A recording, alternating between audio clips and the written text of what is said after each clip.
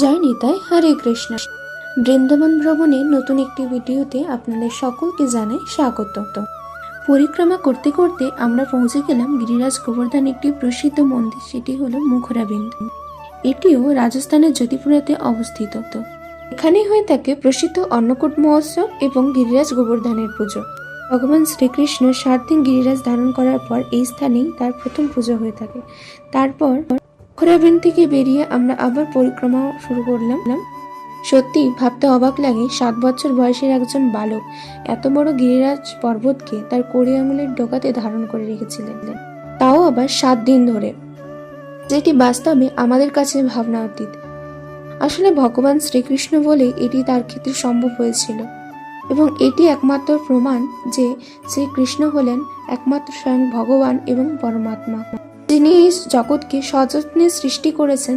তার কাছে গিরিরাজ পর্বত কোনো একটি তুচ্ছ মাত্র, যেটিকে দেখে আমাদের কাছে ভাবতেও অবাক লাগছে সেটি তার কাছে কোনো ব্যাপারই না।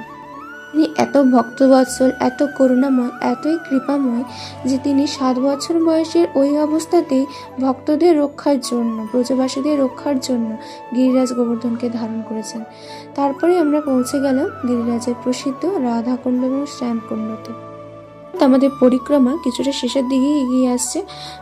তারপর আমরা প্রবেশ করলাম স্বরগোস্বামীর অন্যতম একজন গোস্বামী শ্রীল রঘুনাথ ভট্ট গোস্বামীর সমাধিক্ষেত্র, যেটি রাধাকুণ্ডের তটেই অবস্থিত।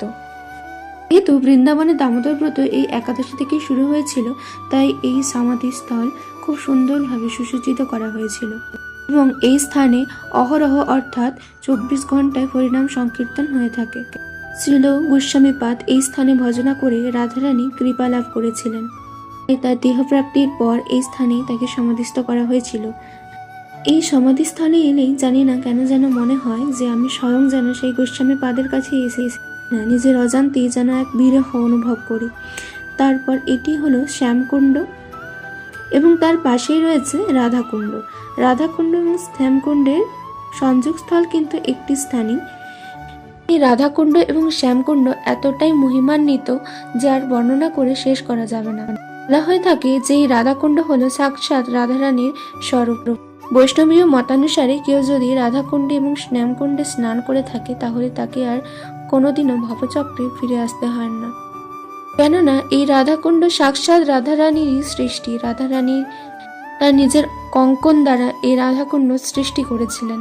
এমনকি শুধু তাই নয়, এই রাধাকুণ্ডে অবস্থান করছেন ভারতবর্ষের সকল পবিত্র নদীসমূহ, গঙ্গা যমুনা থেকে সকল। আমাদের কাছে একটাই অনুরোধ, কৃপা করে আপনারা এই স্থান একবার হলেও দর্শন করে যান।